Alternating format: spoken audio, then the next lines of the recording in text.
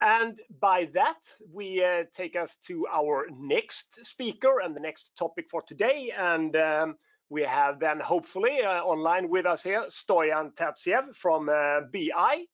Let's see if he can join in. Oh, it looks good there. Hi, Stoyan. Hi, Ulf. Thanks for having me here. Good to have you here. I can hear you well. Okay, excellent. So, Stoyan, you're going to talk about empowering new product launches with data acquisition and data science. That's a pretty long title for a presentation, I must say. Yeah, a long presentation as well, 20 slides. I hope I'll manage to squeeze them in approximately 20 minutes. Okay, I asked you time then. To give you plenty of time, but be sure to click fast. You should be aware that there is a slight delay from you click until the slide changes, so don't click too fast. So. Right, okay, noted. Okay. Good. First of all, Stoyan, I'd just like to introduce you. Stoyan here, he is a very experienced Qlik consultant with more than 5 years in designing and developing analytic solutions for the life science industry. He comes from a mathematical background with a strong incline towards financial sciences. So this is a kind of interesting mix you have here between the medtech and the financial. So I'm really looking forward to seeing your presentation here, Stoyan. So. Yeah. Thank you. I hope you like it. The stage is yours. So. Thank you, Ulf. First, I want to start by thanking the team that organizes this event, and for the prestigious position of putting me right between Magnus Claren, who's the Dean of School of Information Technology in Halmstad University, and Magnus Bjørsne, I hope I'm pronouncing that correctly, who is the CEO of AstraZeneca BioVenture Hub. Well, I don't have the credentials of either of those guys, so I think we maybe here have a little bit of a coffee break. Just kidding. We're going to make it work. I have a lot to say in a little time, so let's dive in. Okay, let's see if you can. Right. One slide back. So here. I'm Stoyan Terziev. Thanks for introduction. You already mentioned a couple of things about me. So I'm a BI solution manager. I have been developing Qlik analytics solutions and consulting clients how to succeed with data. I'm here today thanks to BI. BI as a company is focused on democratizing data analytics solutions for life sciences and healthcare enterprises around the globe. It has built high expertise with data analytics solutions primarily with Qlik, consultant planning with Anaplan, and process automation with UiPath.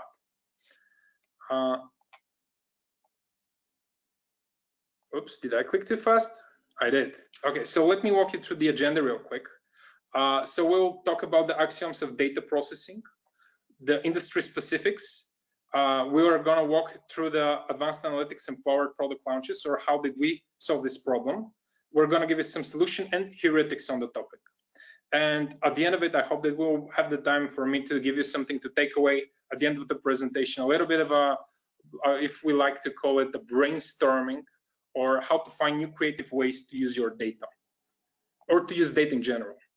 So here are the axioms I would like to start off with. We're not gonna spend too much on them. We kind of take them for granted. So data is generated at an exponential rate these days. It's true, like we live in unprecedented era where data is actually generated with a higher rate than we actually have the computational power to process it. Then we know that internal data is mostly structured. Well, that's right. Like we all use tables to store in our core systems like ERP systems, CRM systems, manufacturing, logistics, etc. Then external data is, I've said that it's mostly unstructured. It actually falls into two categories.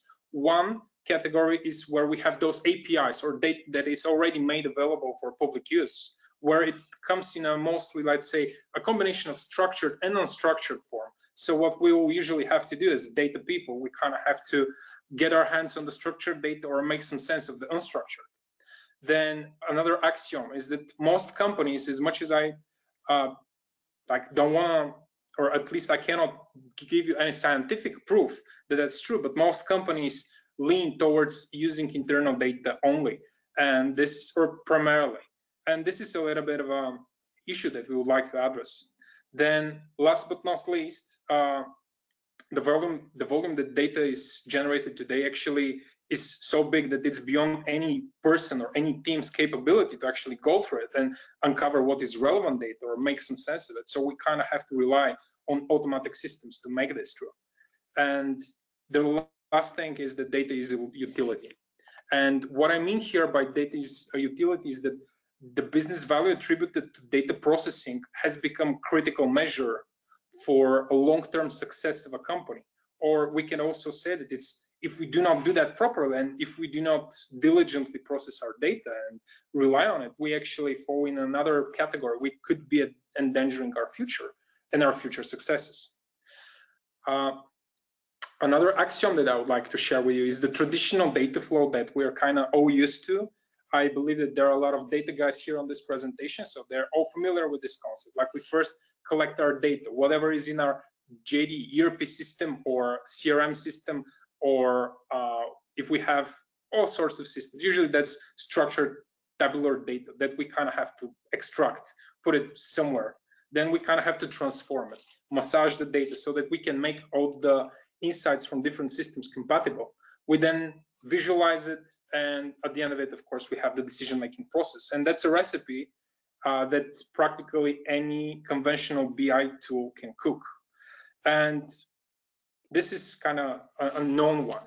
But here, let me introduce you to the concept of advanced analytics data flow. Or this is how companies that have maturely adopted the advanced analytics approach would usually handle it. And here I have said this one thing about the secret ingredient, and I have put this robot icon. I want to mislead you at first, and I hope that I'll clarify at the end.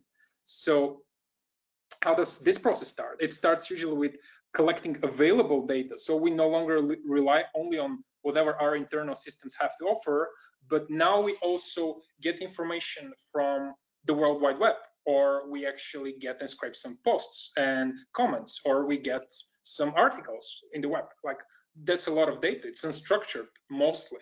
Of course, we kind of have to combine it with our internal data so that we can kind of maximize the effect of our analytics. But this is something that, you know, conventional BI tools are pretty good at collecting internal and tabular data, but whenever we're talking about unstructured pieces, that's when they usually fail. Then we push this to data mining algorithms. We kind of have to process this data. We kind of have to make some sense, and that's where, like, almost impossible. Like, it's not possible for a person to spend the amount of time to read through thousands and thousands or hundreds of thousands of articles and posts and something to actually get some insights from it. Then we have this arrow pointing to the data discovery, and this is where people kind of have to look at the results and decide if this is something that's worth, like, here we're building hypotheses. So we want to explore if certain assumption that we have is true. Should we go back and revisit our data mining algorithms? Should we enhance them so that we get additional insight? Then we move forward to the ETL and visualize, and here is where traditional BI tools usually shine. Like, they're all made to extract, transform, visualize, load your data, build those data models, have neat charts, and then we kind of go to this prediction algorithm. And now that we have all the data, the fact data, we kind of have to see into the future. And that's another one. Unfortunately, we will not be covering as much as I would like from this part in the presentation, but hang on with me. I think we're gonna make something work out of it as well. And then at the end of it, we have the decision-making process, where some of the companies, you know, here I have put the icon of the robot again, because some of the digital companies nowadays rely on automated decision-making process.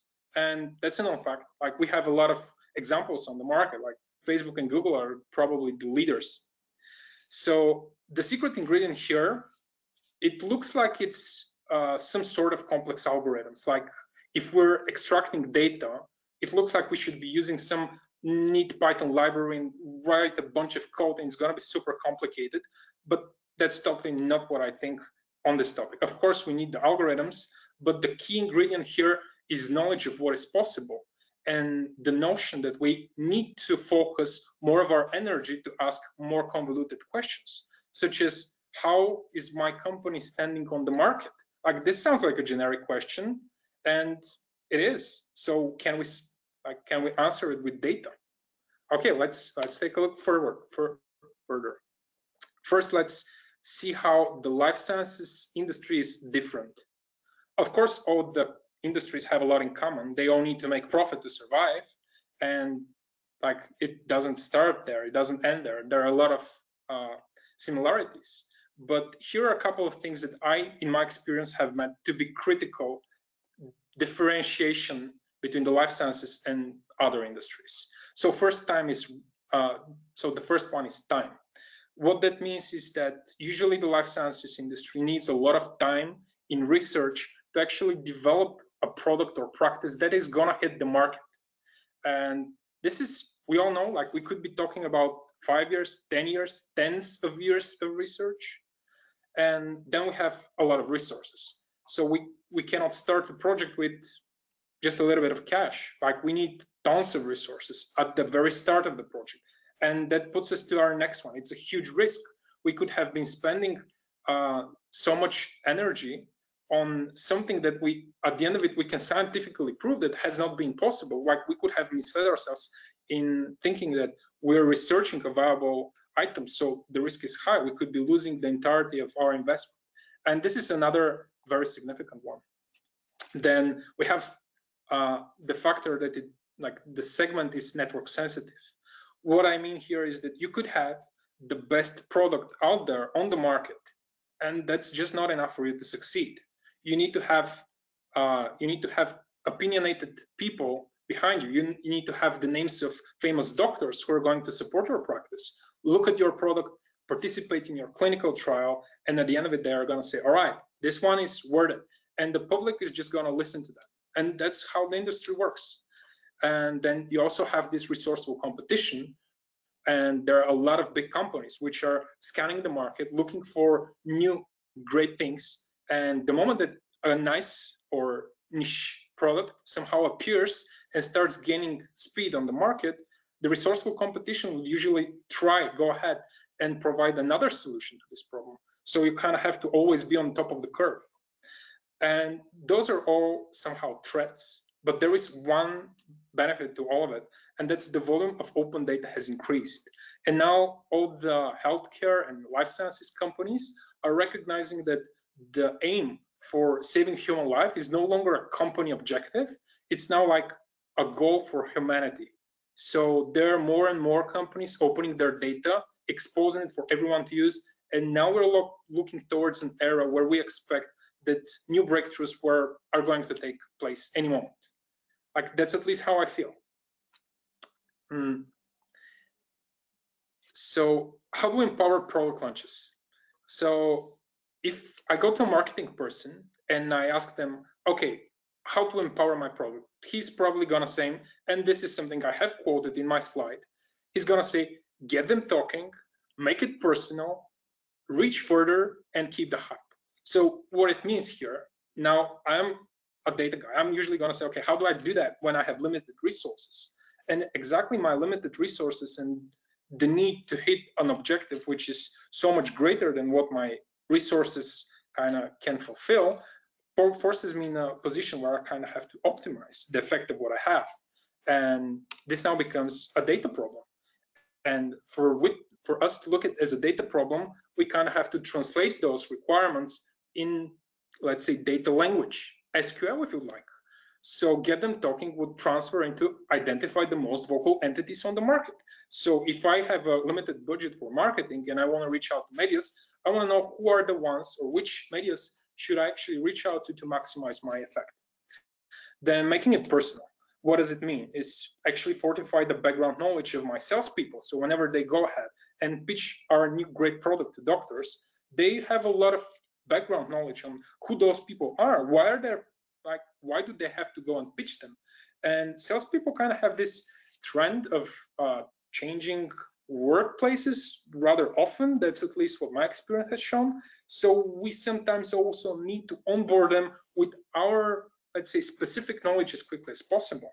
And how we do that, we cannot ask them to read thousands of articles for our clients just like this. So we kind of have to have a summary of all the information, have it available for them in a dashboard if you'd like.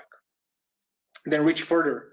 what it means is that we may not always be available or capable to serve our market with the product that we have just kicked in, and that's normal. We sometimes need to seek partnership with other organizations. So how do I know which one is the best one that I should go to? Well, there is an answer to this. It's a data answer. So we're going to look at it in a minute. And the keep the hype would usually mean that you would like to inspire the industry preachers. Like those would be the doctors or medical people who have a lot of influence on the market. And they kind of, whenever they say something, a lot of people hear it. And you want to know if those people are saying something about your product, how much of an audience does it reach? And does it have a positive or negative narrative? So we're going to get to that as well. So is it a solution or heuristics? And it's kind of a little bit of a both. How do we start? And now we're going to get into the solution itself, or at least a piece of it. Like it's too big of a thing to be displayed in 20 minutes, but if I can give you the heuristics here, I think that's enough. So we start off by getting our hands on whatever data we can. Like that's how we start. And we actually did this using Qlik alone for some of our projects. What we did is there is a very nice library called Beautiful Soup in Python. For the data guys here, I think that rings a bell. So we kind of had to redo it, use some semantic analysis in Qlik, and let that term not scare you. It's not that difficult. Like we just analyze the texts, we bring in the data, regardless if it was an API that's somehow publicly available, or if it's a network that we can get the data from, or if it's a web source, which allows you to actually get the data, because there is a little bit of a legal and ethical issue that we all need to be aware of. And then now we have the data. We had done this with Qlik, and we plug in the NLP, or natural language processing part. And here to the right, you can see a bunch of algorithms we actually used during this process. And interestingly enough, I researched this one, so I can tell you that none of those algorithms were before ever made in Qlik. And I don't want to say too much of a word here, but a lot of them hadn't been made in other conventional BI platforms as well. So I don't like have this fact check to the point. So I have just experienced it. I have had the cases where I needed to use those algorithms, and I only noticed that some of them are done in Python, not really transparent though, so you kind of have to use them as a service, and you don't recognize what's behind them. And that's one of the issues that I recognized during recreation of those algorithms. It's that they have so many pieces you can tweak to increase or maximize the results of what you're doing, that if you use the library, it's often insignificant. Like you're often missing the opportunity to optimize it to the point where you're gonna get maximum value from your unstructured data. So going quickly through some of them. Named entity recognition. What it means is that it kind of looks through any text you plug in, and it says, okay, that's a name. That's the name of something. Is it a person? Is it an organization? Is it a hospital, university? And then it stores and says, okay, I found this name here. And then it does this for all of our data. It like the idea behind machine learning is that it would usually start to behave better, start to better recognize entities. But even if we started off, let's say, blankly, we're still going to get some useful results. Then latent Dirichlet allocation, we use this algorithm to identify what sorts of topics are recurring in the unstructured data that we have. So I have a paragraph here that's focused on ophthalmology or something else, and I want to know that, I want to have that labeled. And the labeling part comes from this. Then the longest common subsequence. Now I have a couple of names that really look similar, but a computer cannot really know if two similar names are the same person. So it kind of needs this amplifier of its ability to identify similarities. And that's the longest common subsequence algorithm that we also recreated in Qlik. And then association rule mining. This is how we compare. We know that this thing is grouped often with the other one. And at the end of it, we close it with k-means clustering. And since the k-means clustering is one of those algorithms which has super neat visual display, we also decided to write an article about it. So you can check the article and get the full code. If any of you guys have a Qlik environment, you can get some use out of it. So you can check our website, and there is a link and explanation how the algorithm works. So here are some interesting facts that we kind of stumbled upon when we were doing all of those exercises. So in the green KPIs, you can see how much lines of code did the algorithm take, and the yellow part is what is the runtime. And actually here, the funniest part is that one of the shortest, the longest common subsequence, has one of the longest runtimes. And when I say runtime, I mean like on a comparable volume of data. So it's super, super slow, and it's quite optimized. And the more you optimize it, like the worse the results. So it's a little bit of a trade-off. You kind of have to already possess strong computational machines for that. It was an interesting fact that I decided to share. So how those algorithms actually correlate to the questions that we had previously asked. So for example, the named entity recognition easily allows us to identify the vocal entities, or we at least know who or what are the entities in all our unstructured data. It's like the main pillar behind all of the others. Like this is where we start working with some sort of a structured data, a piece we can start off all our other algorithms from. Then the latent Dirichlet allocation, this helps us like mix together a key person or a key organization with its most recurring scientific topics. So we know what's relevant for our market or not. So most of the, let's say, medical companies that have been on the market for a lot of time, they already have a huge network, but they still lack, like it's practically impossible to have this great insight on the market unless you're using any sort of such technology. So even regardless how many years of exposure you have had to the market, this sort of thing is applicable. Then we go to the longest common subsequence. I already explained this one, the association rule mining. And now that we have plugged all those algorithms together, those questions become like select star from this table where you have ranked this. Like it becomes a data problem, which you can kind of query. And it's something that you can use in a dashboard, for example. And let me show you how this would look like from a data standpoint. And now this, what I'm showing here is super simplified, but all those data guys, I believe that they're already doing this data model in their head. They're mixing together saying, okay, we need the ID here in this table, mix it together with the other one, get this valuable insight from it. But the bottom line is that this is how you kind of look at the data once you have structured it. You know who the entities are. They're not necessarily people, not necessarily organizations. They could be all sorts of things. And you want to assess which ones of them are the ones that are worth your energy and resources so that you can maximize the effect of your product on the market. So let's take Dr. Brown, for example. And now we know that he has appeared on 847 places, let's call it places, in any of our unstructured data.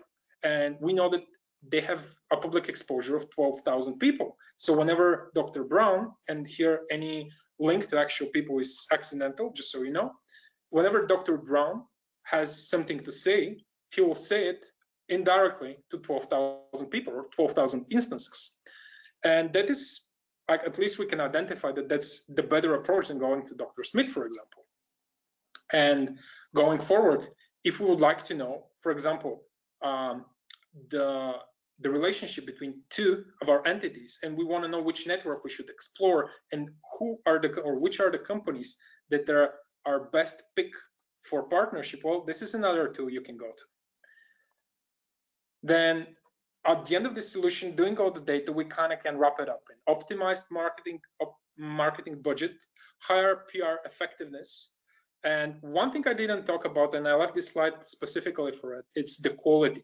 And why do I mention this? Usually the quality is something you would like to focus on during your product development activities and not at the end when you're marketing it.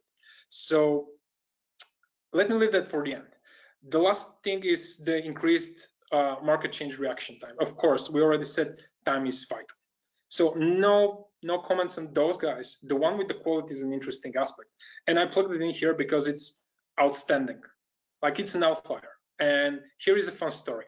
A colleague of mine who had worked on similar solution like this one, they actually found out that once they have scraped a lot of public information, they were able to identify that they now have all the information for their flaws, because they can see people commenting negative things about their product. And despite the low number of negative comments, like, this is how that ended up with. I see that I'm running a little out of time. Am I? Just a little bit, but keep going for a few more seconds, Stoyan. All right. A few more seconds is gonna be enough. A couple of quotes. I have this at the end. So one is applying advanced analytics lifts the spirit, but struggling to understand the math builds the character. That's going on my Facebook. But now the one that I actually wanted to leave you off with is the complex and subtle problems we face today require complex and subtle solutions. And we need complex and subtle thoughts to bring those solutions to life. So I would like to encourage people, especially people from the business, to submit more difficult requirements from the data people, like more generic ones, so that we can force this process going forward and at least give data scientists a run for their money, as I would say it. Okay, last one, I promise. Reverse the paradigm. So we're all, yeah, kind of rushing it through here. I promise this is the last slide. So we're all used to this traditional find the problem, then think of a solution, and then get a solution approach. And now this new volume of data, this new, I would say, endless sea of data that is only limited by our computational ability, gives us the opportunity to reverse the paradigm and look at it from another angle. And that angle here is, why not we just get the data, run the analytics, and see what problems we already solved with the data that we have? Well, I guess that's the question that I would like to leave everyone with, and see if you guys can make any new creative use of your data using this approach. Well, Ulf, thank you very much for keeping me running for a couple of minutes more. Thank you, Stoyan. It was so interesting, so I had to give you a few more minutes. Unfortunately, that will be no time really for the questions. I do have one. It's more for me then, but I mean, you talk about a lot about the ability to data. You say it's more for the humanity. It's on, but as data become more and more valuable over time, do you foresee that there will be any problems with actually acquiring the data or getting the data? Because I mean, you said here, get the data and then find the problem, but will it be that's available, an interesting question. or will it be sold? So. Yeah, one of the interesting, in my experience, I have met this one. If you start running hypotheses and see if one thing or the other is true, eventually you end up in a situation where magically you run out of data. Like, despite that we have so much data available, and of course we have a lot of technical problems acquiring that data, of course, but you end up at a point where there is no data to support any more decisions.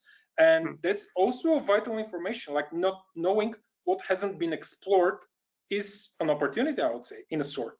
And of course, the technical question for how do we store this enormous data? Is it truly like worth it to keep the storage? Like, those are open questions, which I believe bigger minds than mine are debating on. Yeah. Good answer there. Thank you very much, Stoyan. It's been extremely interesting. But then we have to round you off, and we have to go on in the schedule to the next one. But thank you very much, Stoyan. Thank you for having me here. Thank you.